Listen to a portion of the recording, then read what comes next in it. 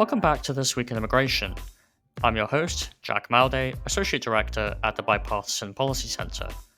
In this week's episode, BBC Senior Advisor Theresa Cardinal Brown talks to Michelle Hackman, a US immigration reporter at the Wall Street Journal, about a recent decline in border crossings and to what extent we can credit the Biden administration and its cooperation with Mexico. Then, Theresa and I discuss the Biden administration's Keeping Families Together program, which grants parole in place to certain non-citizen spouses and non-citizen stepchildren of US citizens, and was implemented earlier this week on Monday the 19th of August. We cover how the program may work and some potential concerns. So stay tuned.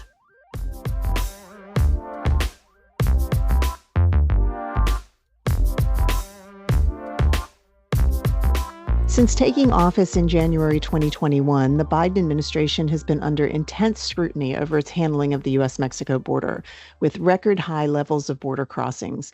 As a result, polling has shown that immigration is now a top issue for voters and has become a major campaign point in the presidential election. Despite a failed attempt to pass a bipartisan border security deal in Congress earlier this year, the Biden administration issued several executive orders that aim to reduce border crossings. The number of migrants encountered at the border has plummeted in recent months, but it's unclear how long this situation will last. To examine what has been happening, we welcome back to the podcast Michelle Hackman, who has recently written about the falling border crossings. Michelle is a reporter in the Wall Street Journal's Washington Bureau, where she covers U.S. immigration policy. Her coverage includes writing about the southern border, legal and employment-based immigration, refugee resettlement, care of unaccompanied children, immigration enforcement, and relevant legislation on Capitol Hill. She first joined the Journal in 2016, and she's a graduate of Yale University. So welcome back, Michelle. Thanks for having me. So we have said it over and over on this podcast that no one should interpret too much from month-to-month trends in border numbers because they could be influenced by any number of factors, not just the kind of recently announced policies. However, we have now seen some sustained declines since the record-setting number in December of 2023 to July 2024, when CBP has reported the lowest number of encounters since Biden took office. So clearly something has shifted. 6 months of declines is worth noting. Your article in the Wall Street Journal on August 5th credits this both to the Biden administration's recent actions and to Mexico. So can you tell us more about what exactly both governments have been doing since December that you think have impacted these migrant arrivals so much? Yeah. So I think it all started back in December. This is a question, Theresa, I've been asking. The U.S. and Mexico really stepped up their cooperation since December, and we've seen the results. I'm sure the listeners of this podcast are familiar with the numbers, but the declines we're talking about are crazy. I mean, I personally like to look at Border Patrol arrests because those are the numbers the government sort of has relatively little control over. And those have gone down from, about 250,000 in December to something like 55 or 54,000 in July. So we're talking like an 80% decline, something like that. And my question when I was reporting this story was, didn't Mexico and the U.S. want to do something like what changed in December that made them feel like they needed to do something different that would actually work? Because we've heard for years that Mexico and the U.S. have been cooperating on border crossings, right? And it seems like the answer was, first of all, things had to get really, really bad. Another specific answer I got was that in December, Mexico's immigration agency basically ran out of money. That was the month that we had 250,000 Border Patrol arrests. And I think that was a wake-up call for the Mexican government of like, this is what happens when we have no resources.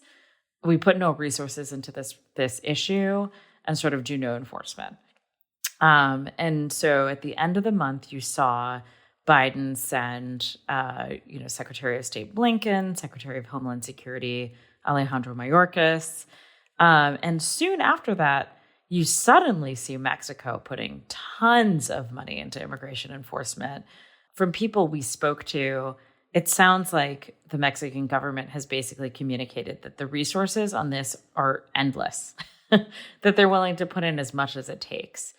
And what they've done is basically set up a busing program that tries to catch migrants that are heading north and bus them back south. In the article, we described that as a chutes and ladders strategy. Every time you try From to that climb kids that game, ladder. right? Yes, exactly. And I hope some listeners can actually go look at the article, because we had a very creative graphic that actually used the iconography from the kids game, chutes and ladders. But we were debating. My colleague in Mexico, Santiago Perez, who had helped me report this story, had heard it referred to as chutes and ladders and the migrant merry-go-round, which I think are both really evocative. And so you're seeing these migrants basically going north, being sent back south, going north, being sent back south. And it has created this huge deterrent effect because, and I think we'll get to this more, but Mexico is not seeing a huge slowdown in people crossing into Mexico from its southern border. So it does mean that most of what we're seeing is a result of Mexican enforcement. Yeah. So I want to unpack some stuff. I mean, obviously the Biden administration says it's been talking to Mexico since they came into office. I know Trump dealt with Mexico during his term to try to address numbers then. It's interesting that, in December, Mexico was saying, oh, our immigration agency is out of money, but suddenly they found the money to do it. It makes you wonder what changed. Like, what did the Americans say to Mexico in that December meeting that made Mexico go, oh, if we don't start doing this, something is going to happen, or something bad is going to happen. Or maybe the United States said, if it's resources, we'll give you money. Who knows? I don't think we know that. But, it's not like they hadn't tried things before. Like, for example, the entire CHNV parole program, the Cuban, Haitian, Nicaraguan, and Venezuelan parole program, was at Mexico's behest, basically. Right. Was part of a deal with Mexico that said, we will grant parole to these nationalities at $30,000 a month if you agree to take back people that we can't do parole for at the same rates, right? So Mexico has been negotiating with the United States about how to manage migration for a while now. Right. That was my exact question. Yeah, that's exactly what I've been wondering. And I honestly don't think that we know the full story. But what I've been able to piece together is that partially, I think it truly actually was a wake-up call moment for Mexico. They were at the end of their fiscal year. Their immigration agency was out of money, and they sort of saw the worst-case scenario. And so it motivated AMLO to put more money into this issue. I think the other thing that's going on, and this might sound really obvious in retrospect, but I think there was some cold political calculus behind this too, right? Like Mexico had an election coming, the US had an election coming. Immigration is sort of an unpopular issue in both countries. We saw it play out sort of explicitly at one point when Biden turned to Mexico and said, we think we're going to do this executive order. And AMLO said to Biden in a phone call, please don't issue that before the Mexican election. Right. Yeah. It came out right after, like days after. It came out literally the day. I mean, 2 days after. Yeah. I mean, yeah, the timing was not even remotely coincidental. And what we've heard is that sentiment sort of runs both ways, that, AMLO didn't want to feel like the U.S. was issuing something unpopular immigration related that could impact the Mexican election. And the reverse was also true, that the Mexicans really wanted to try to almost neutralize immigration as an issue in the U.S. election. Now, I mean, we're told that that is sort of a neutral sentiment, and it's not like they are trying to meddle in our election to elect a specific candidate. But we also know that Mexico has reasons to prefer that Trump not get reelected, and so I think they have incentives to try to bring down migration, to try to make it less of a talking point and less of a visual on TV. Yeah. We did have a podcast and where we talked to guests about sort of the election of Claudia Sheinbaum in Mexico. And one of the things they said is that she has been clear that, regardless of who's elected in in DC, they will work with whoever's in charge, whether or not there's privately preferences. At least publicly, they're saying, look, it's a relationship we care about. The United States and Mexico have to get along. And I think that makes sense. They don't Absolutely. at the end of the day. But let's go back and talk about what the Biden administration did this past summer. Going back to last fall, kind of before the numbers went to their max, but when they were going up, there was a bipartisan set of negotiations in the Senate to try to develop a border proposal, a set of border policies that would go along with additional funding for Ukraine and Israel and the South China Sea.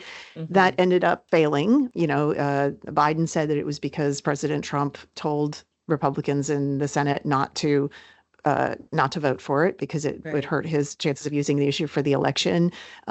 House members were never sold on it. It's unclear whether it were gone, at all. In February is when it came to fore. And then he issued on his own this executive order that tried to do some of the same things. So do you want to tell us about the executive order, what it did and what it, is still doing today? Oh, absolutely. So the executive order, and forgive me to the listeners who know this in a lot of detail already, but the executive order tried to basically mimic this one provision in the bipartisan deal that people were calling sort of the Title 42 light, or the like border shutdown provision. And in the bill, what it would have done was, quote unquote, shut down the border to asylum seekers. So stop taking asylum sort of applicants once crossings hit 4,000 a day.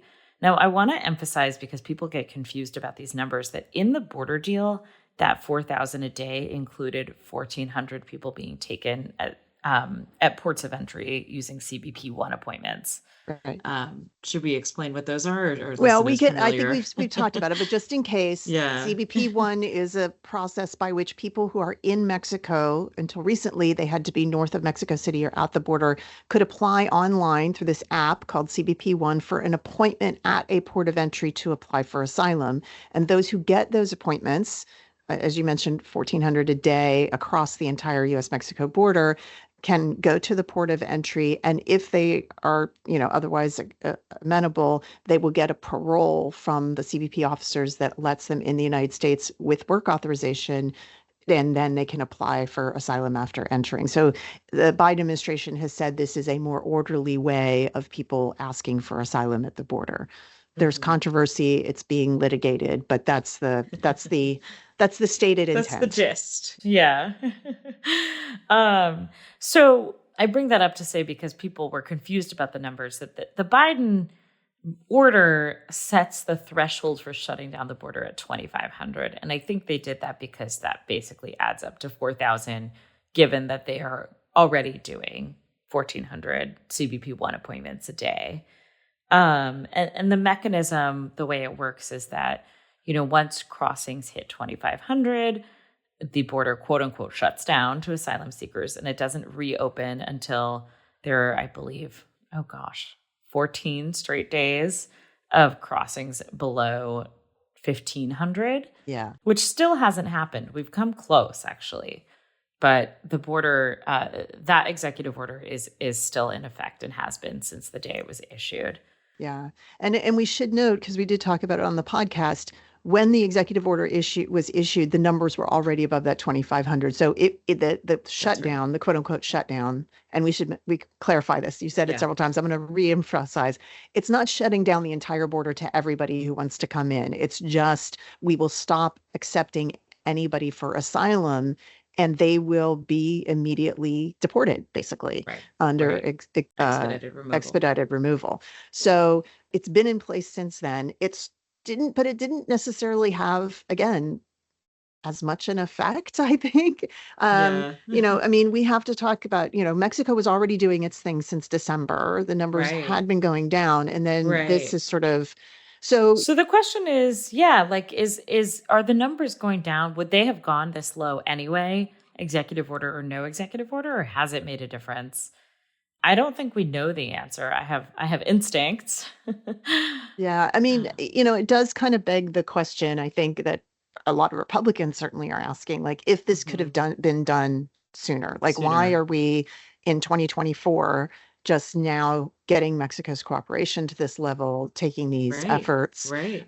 You know, I have the since same questions. since Title 42 was lifted in May of 2023, the Biden administration had tried to do a lot of different things, and they didn't Well, seem to have a lot of impact there either. right. And Theresa, I mean, I think it's actually important to emphasize that when Republicans say that, like, if you could have done this sooner, why didn't you? It's a fair question. However, the administration, I mean, it's not like we had no restrictions on asylum. Since Biden took office, we had Title 42, which Right. ostensibly did the same thing. They could turn you away without considering your asylum request. And then once Title 42 went away, they came up with something that was essentially what I would call a transit ban, which says if you've passed through any country, including Mexico, on your way to the US, you also can be denied asylum and turned away immediately.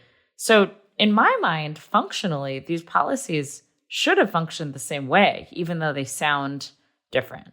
So, what's the difference? Yeah, I mean, it's a good question. We're at BPC, we're looking at this as well. I think there's a couple of things that make a difference, but I think we have to go back to Mexico for part of this, because Yeah. even when Title 42 was in place, there were a lot of exceptions to Title 42 that the United States had to put in place because Mexico would not take people back.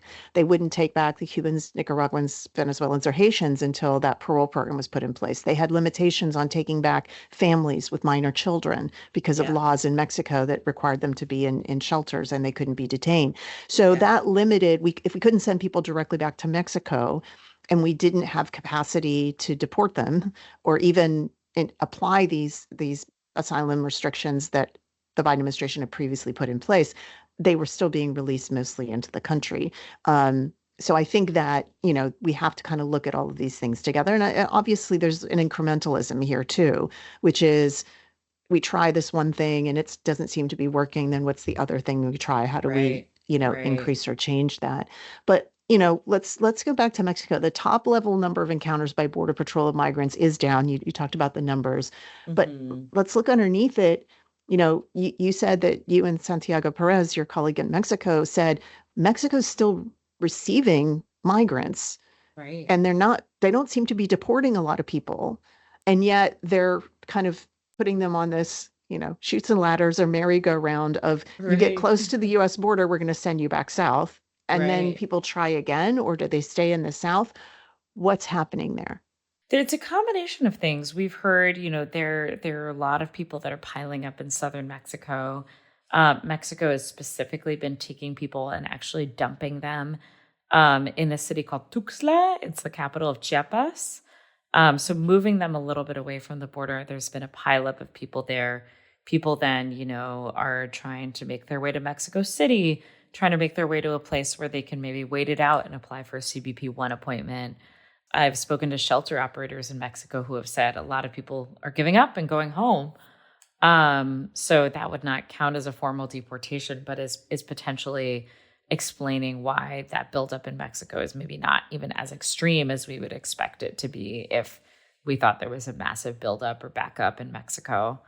It's interesting that some people are giving up and going home. I wonder, where they're from, right? So one thing we do know Right. is that in the last year, we've seen immigrants from all over the world Right. coming through Mexico to the border, Right. China, India, Africa.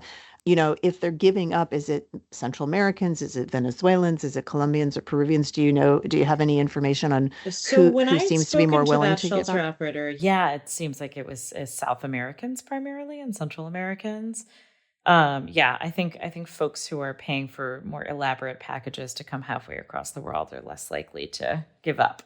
Yeah. And probably also are more likely to have the means to make their way into the country in some other Right. way.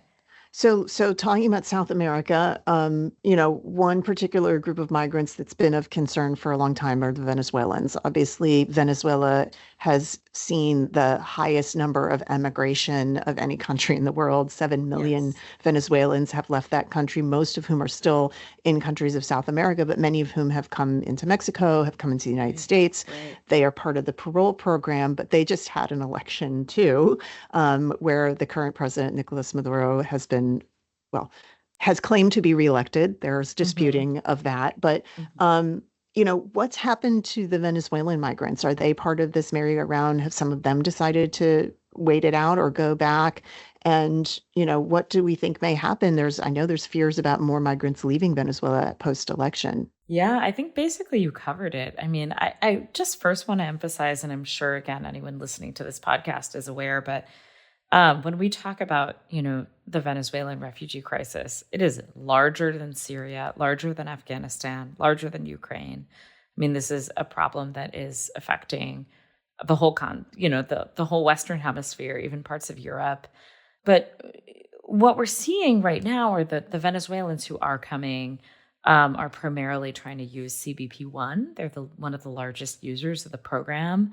I don't think we have a good answer yet for what's going to happen. I mean, I think there are predictions that many, many more people are going to leave the country after this, allegedly fraudulent election. And I think we don't really have a good answer for what to do with those people, especially if they try to head toward Mexico or the U.S.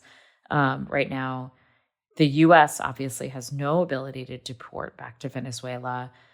Mexico doesn't deport back to Venezuela either. So, either Venezuelans are going to sort of, again, build up in Mexican cities, or they're going to make their way into the U.S. One thing I've heard from officials on the U.S. side is that they see lower levels of compliance from Venezuelans with things like ICE check-ins, because Venezuelans know, if they don't comply with the rules, the consequences are not going to be that severe.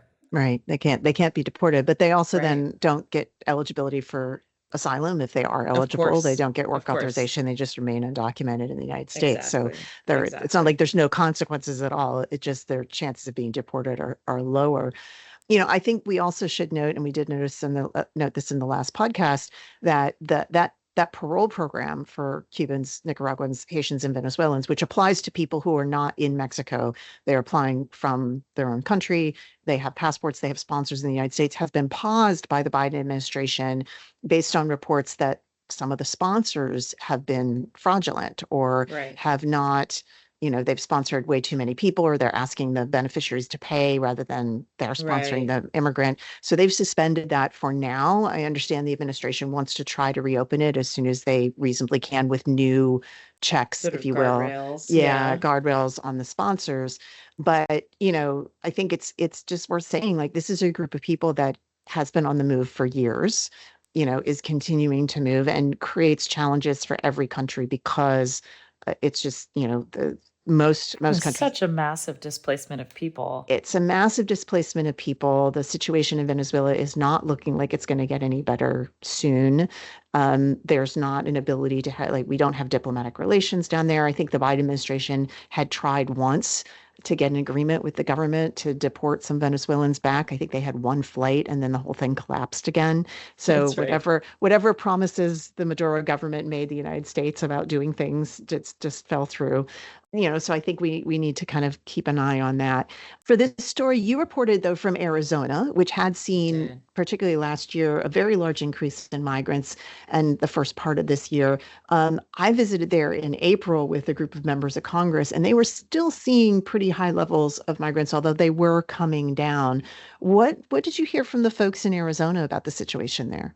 Yeah. So, I think we didn't totally wrap up our discussion of whether this executive order is working or not. And it seems like, at least from visiting Arizona, something drastic happened between May and, June when this executive order was issued, which leads me to believe it actually is working more so than I had expected it to work or would think from the outside. Arizona is an interesting place because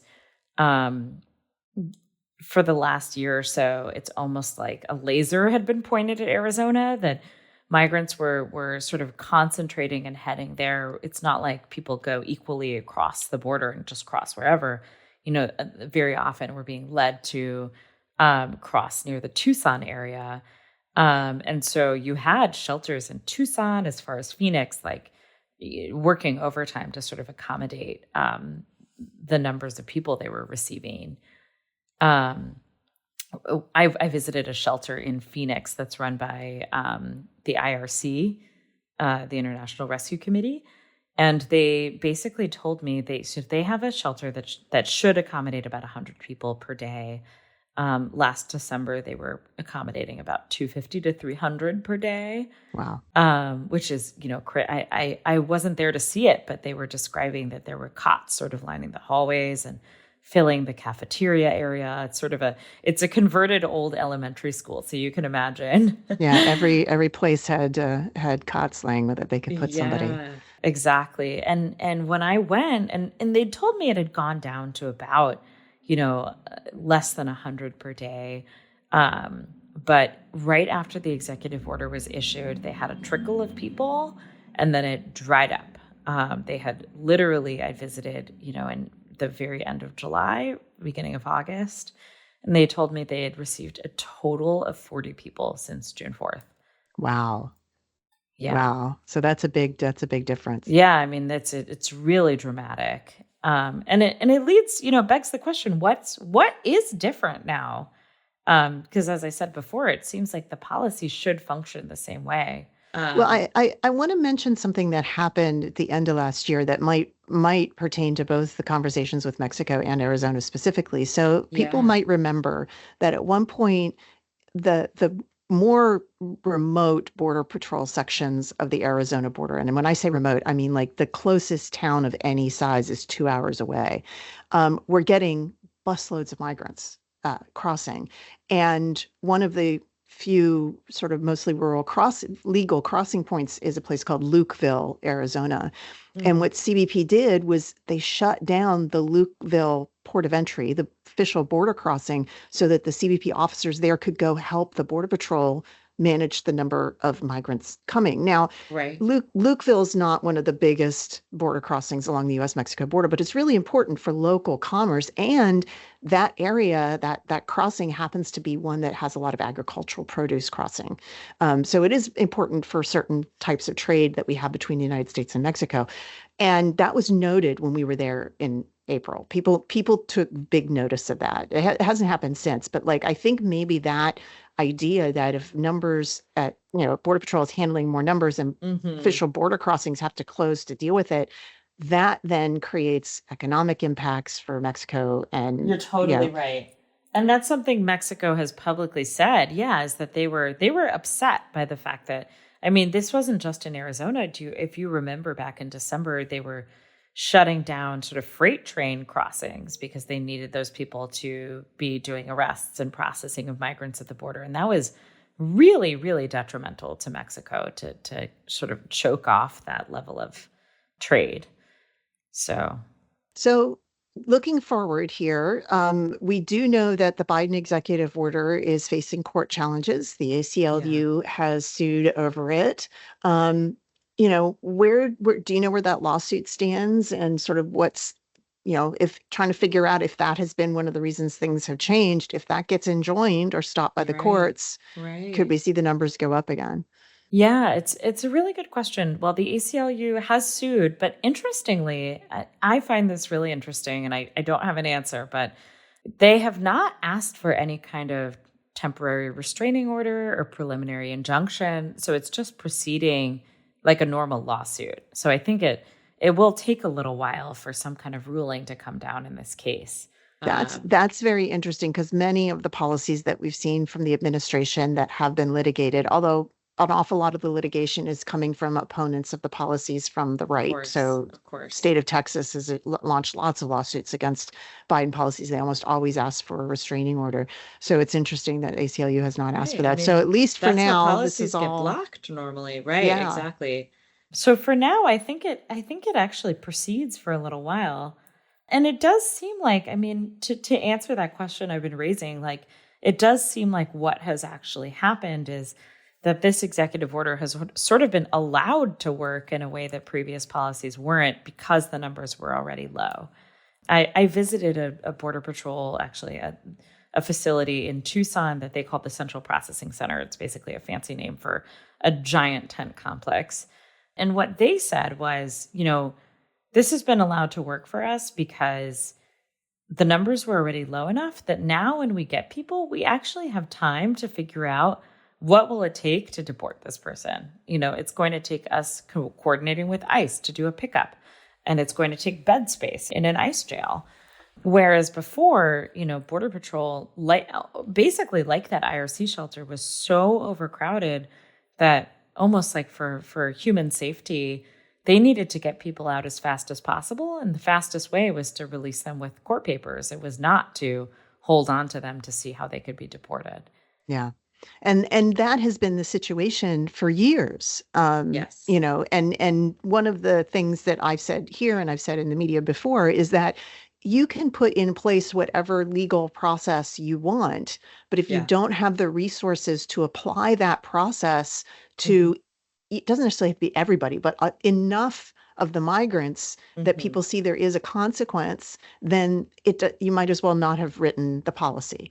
And that's kind of, if you go back and look at, you said the asylum transit ban, or even the rule that allowed asylum officers to do the adjudication of asylum in the first place, those policies were only applied to a small fraction of the number of arrivals because, as you said, each of those processes takes time, it takes personnel, it takes logistically, they have to have a place for someone to be while that process is applied. They have to transport them to and from. And if there's more people than that system can accommodate, then the decision is, well, then our default is we release people. And so that's been the situation at the border for years now. And it's just now starting to turn the corner.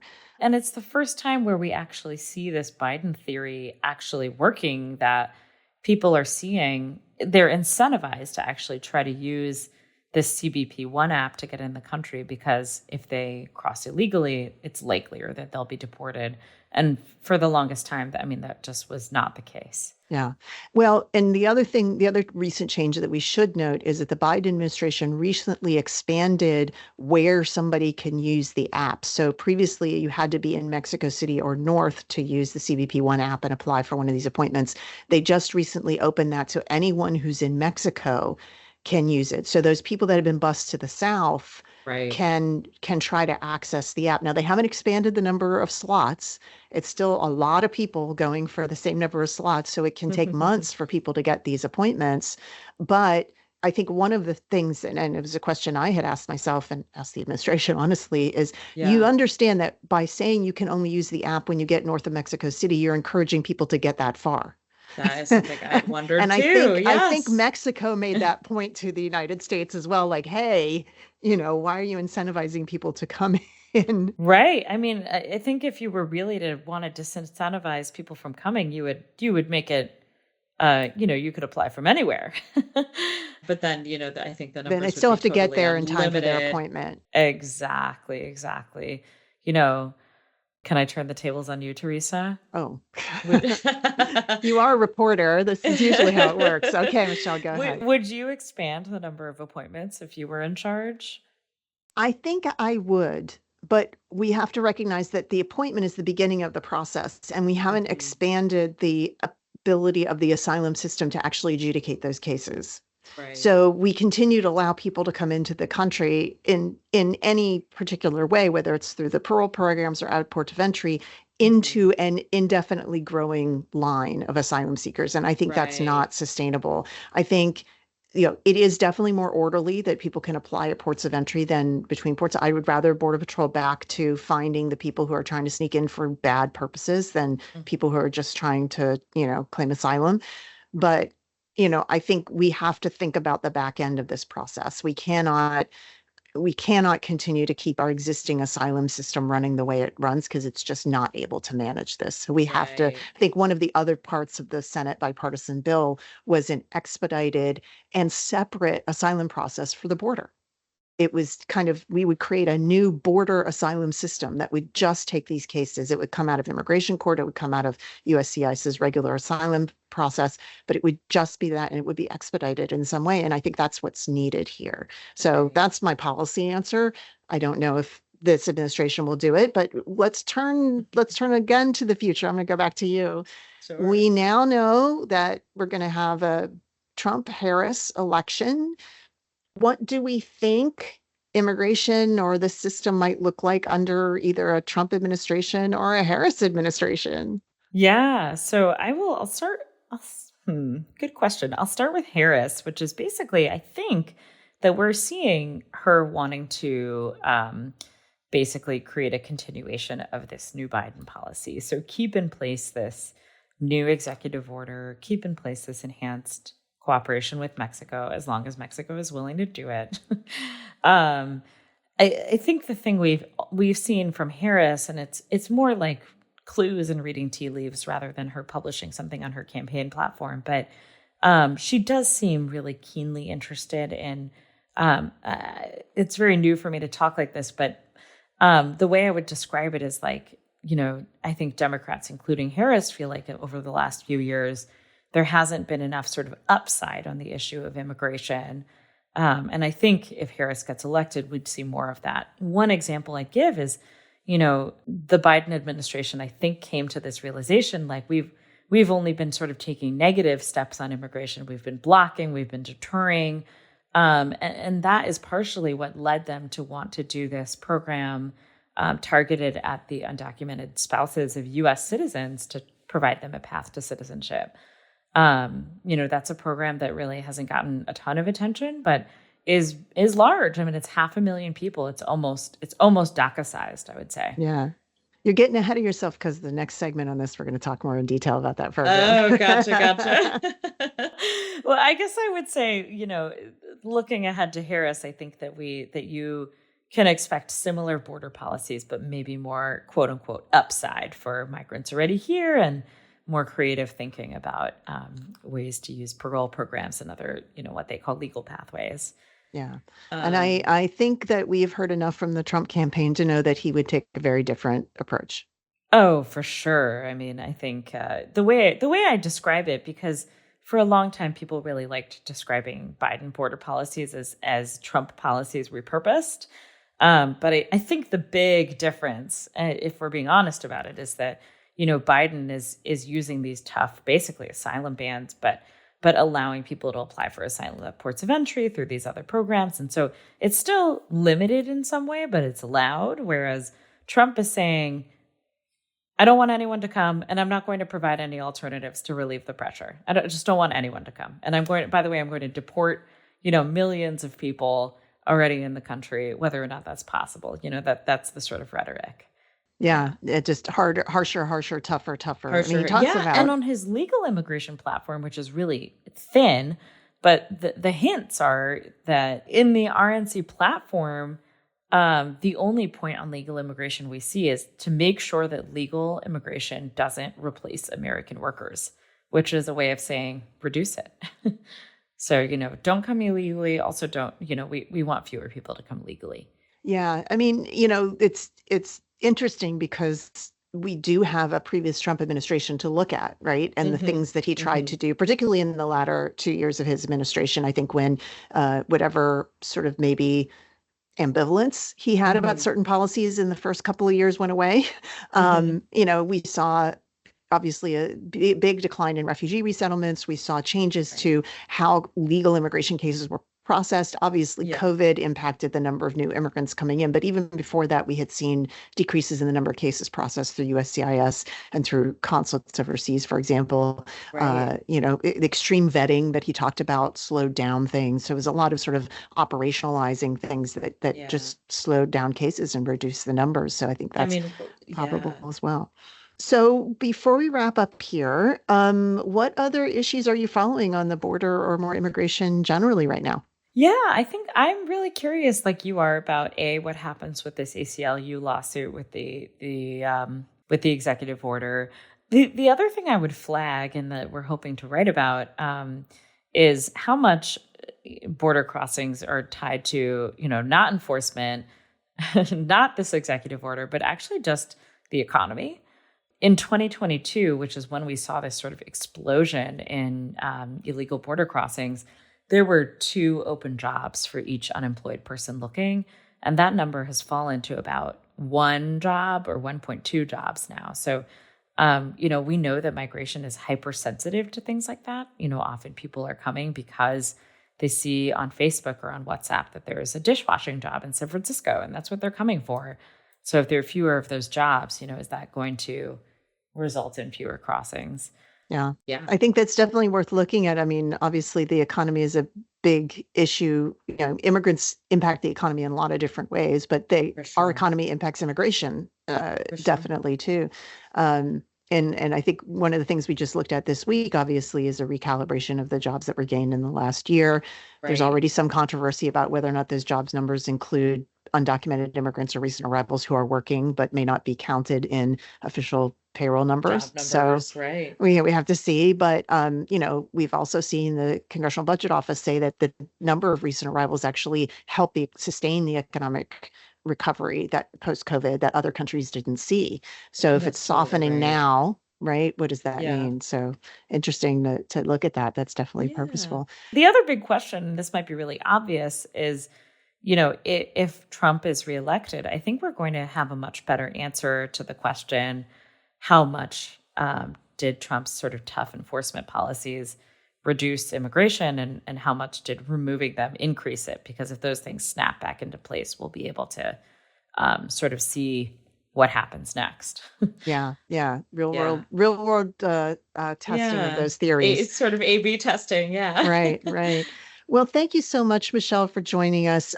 Can you tell our listeners where they can follow you and your work? Absolutely. So I'm on Twitter. I suppose we call it X now, at M Hackman, or you can find me at the Wall Street Journal. If you just Google my name, Michelle Hackman, Wall Street Journal, my author page comes right up. And hey, if you don't have a subscription, you can always reach out to me and I'll send you a free link. Well, definitely follow Michelle. I follow her a lot, and I guess she follows me too because we talk fairly frequently about these things. All the time. Yes. Thank you so much for joining us on This Week in Immigration. Thank you. So we're going to take a short break, but when we come back, as I mentioned, Jack Malde and I are going to discuss the Biden administration's new program to help the undocumented spouses of U.S. citizens that kicks off this week. We're going to break down what the program is, how it may work, and what some concerns have been about it. So stay tuned.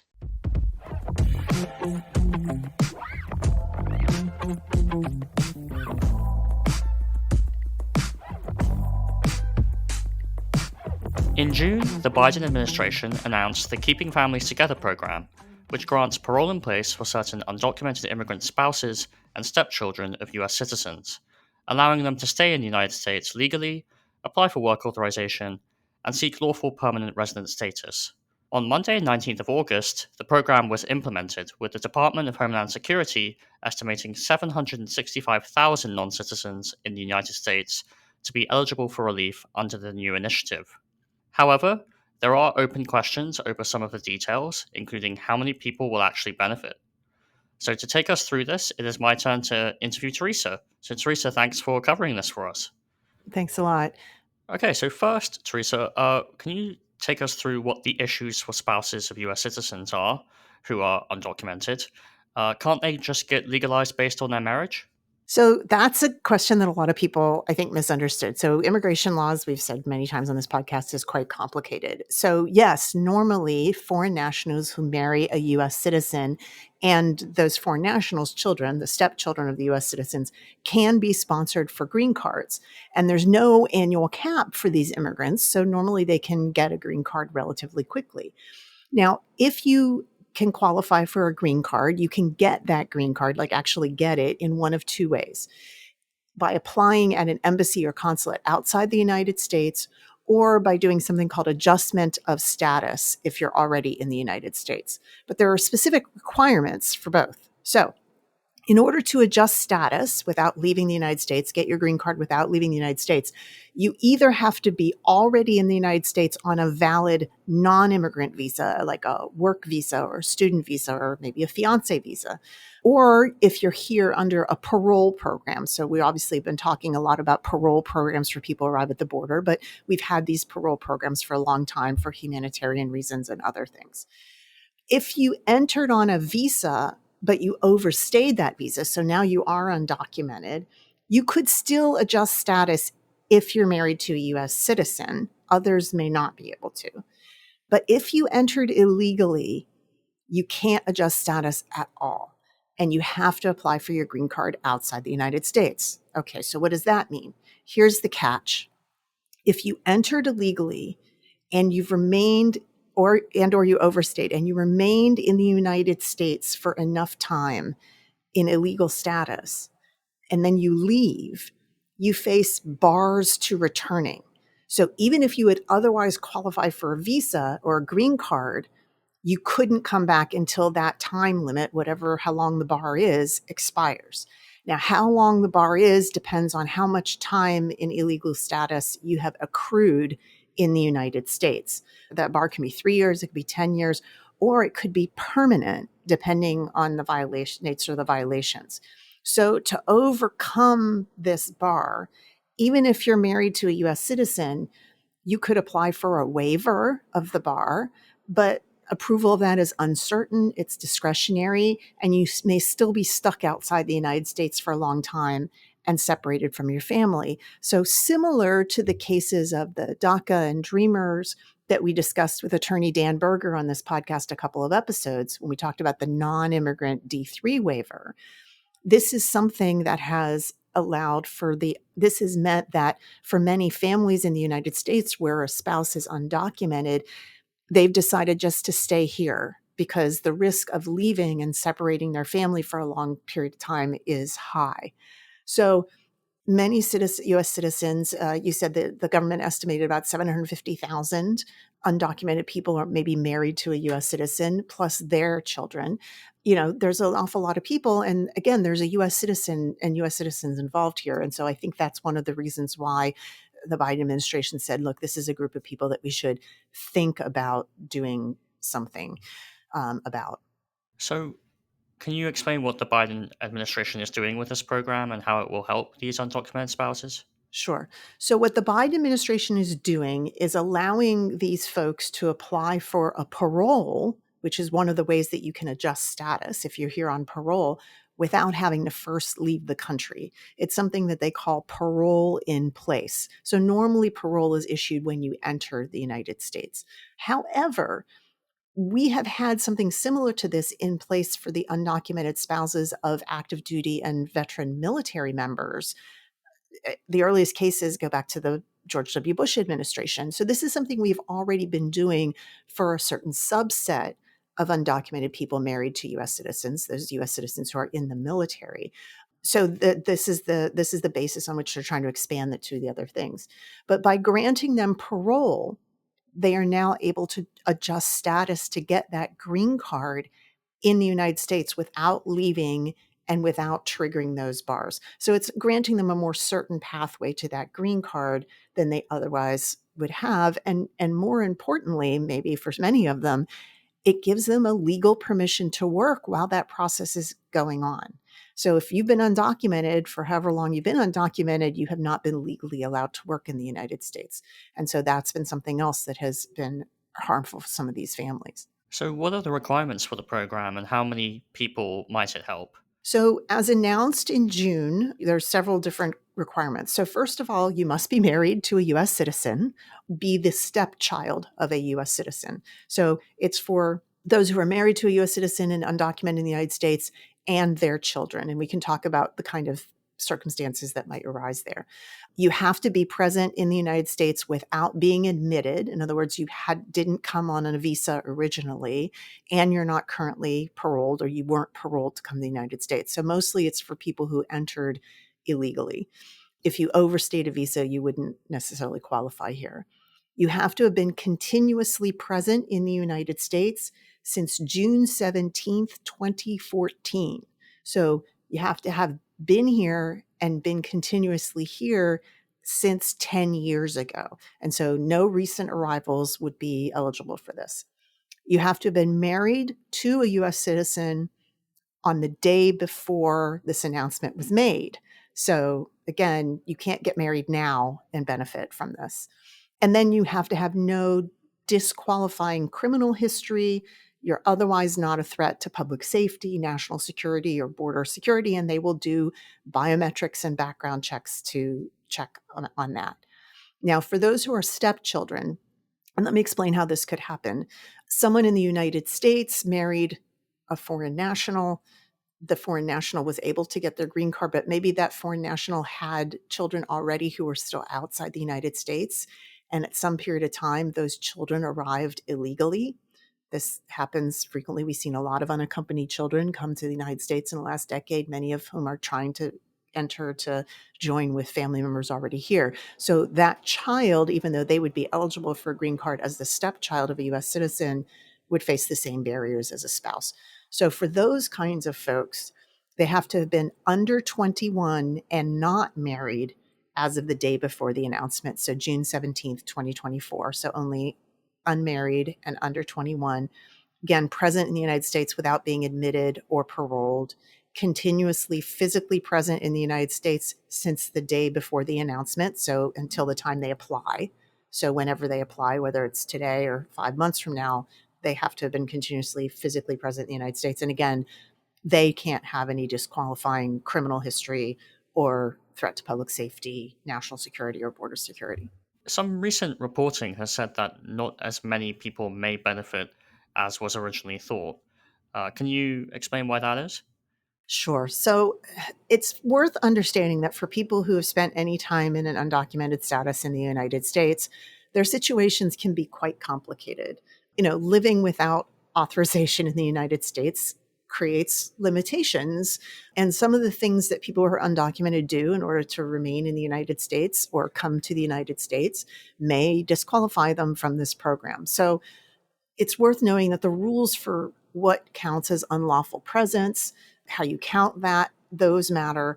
Some spouses may have left and returned illegally, and that would render them ineligible for adjustment of status, even if they got parole.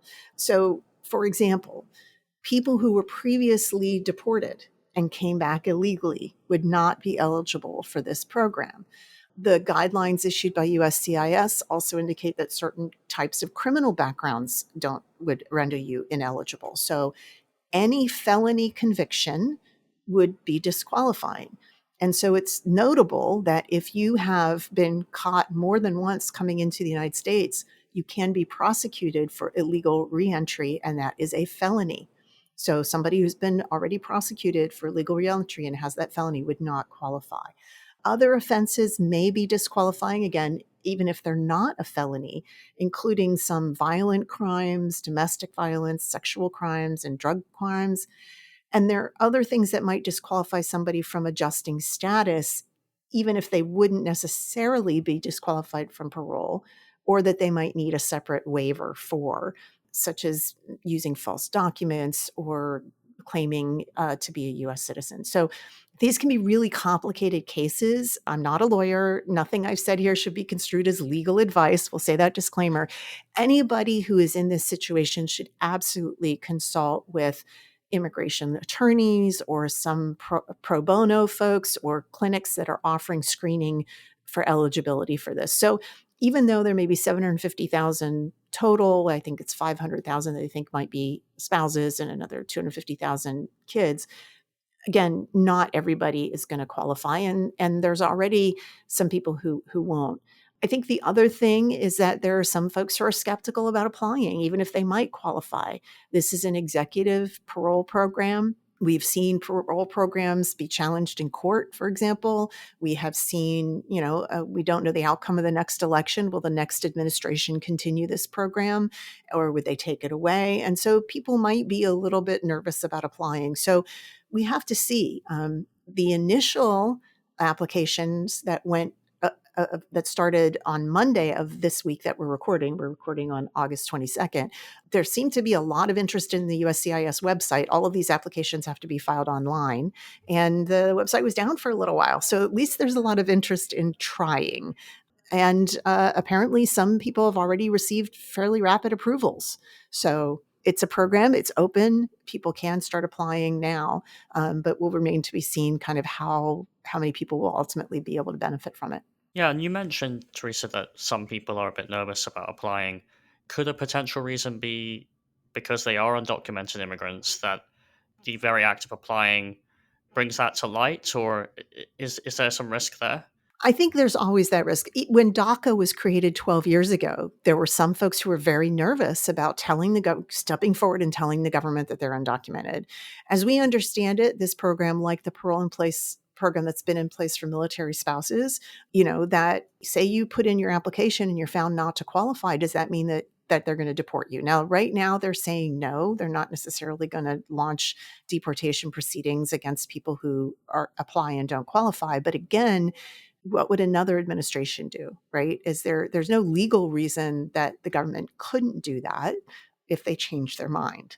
And I think we've seen a lot of, administrations from one to the other that change their mind about previous programs.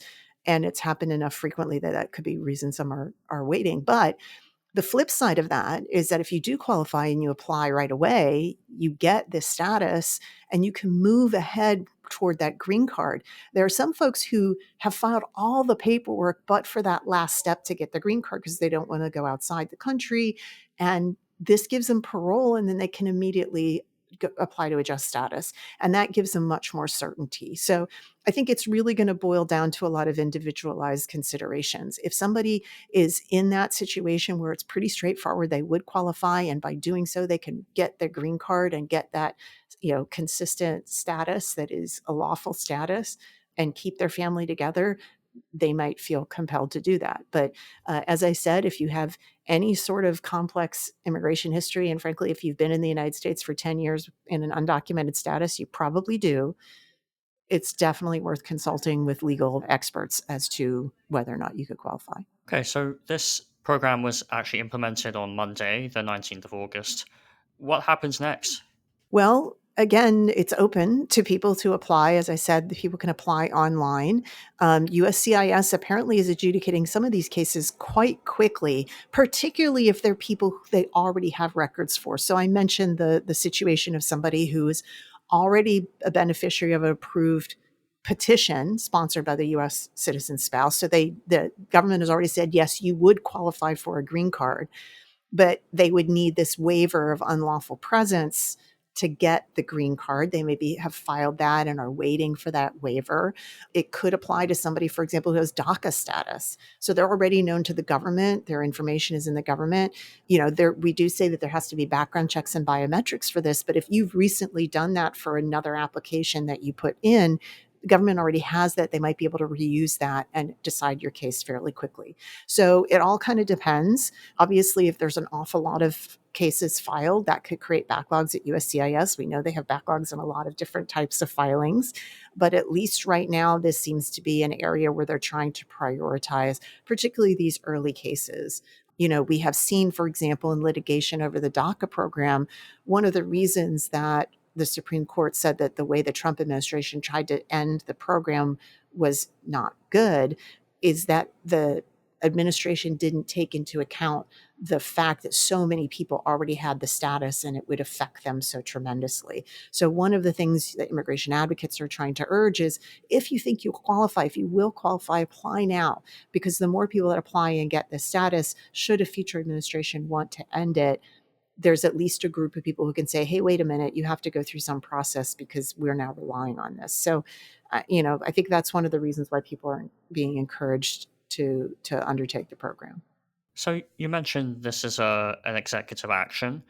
The question that comes to my mind is, do you think this program will survive the next presidential election in November? Well, obviously, we have to see what happens with the presidential election in November. I will say that there are Republicans who have already decried this program as an amnesty. There hasn't been litigation launched against it to date, but that could easily happen. I think it's the kind of thing, it's interesting. President Trump did try to end or curtail the military parole in place program for spouses during his term, but it didn't end up happening. It was paused for a little while, so it might very well be that a new Trump administration would try to end this. I mean, one of the things I think that makes this group of people, if you will, a little bit more sympathetic for a lot of Americans is the way we started this conversation. Most people believe that if you marry an American, you can automatically get a green card or citizenship. And the fact that there are people who have been married to an American citizen for a decade or more and still cannot get their papers fixed, can't get legalized, comes as a surprise to a lot of people. So I do think it's a group that is relatively sympathetic. There are U.S. citizens that are involved here. Citizens vote. So there's domestic interests at play, and we just had a Supreme Court decision this last term where the court said that a U.S. citizen whose spouse was denied a green card abroad doesn't have any right to appeal that they have no vested interest in their spouse living within the United States.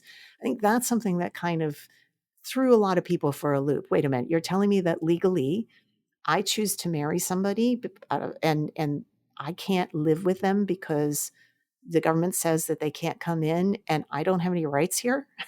That strikes some people as kind of odd. So again, there will be some folks who say, okay, maybe this is granting something to some people who otherwise wouldn't get it, but is this a group of people that's worth helping? And, people will come down on different sides of that. I think in terms of the election, again, we have to see, what the parties do. And we've seen this. We saw this under President Trump. We've seen it under President Biden.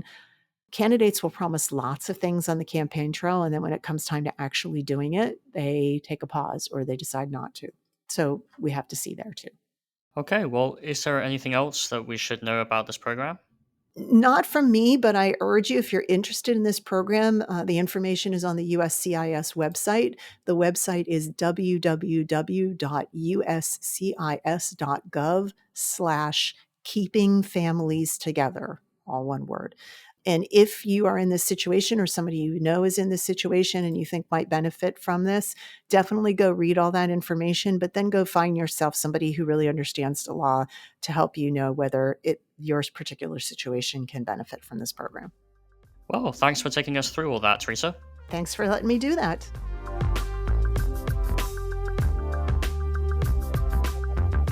And that's a wrap on this episode of This Week in Immigration. One last reminder to subscribe, rate, and review this podcast on Apple Podcasts, Spotify, or your favorite podcast platform, and share it with your friends and colleagues. You can also find our podcast episodes on the Bipartisan Policy Center YouTube channel.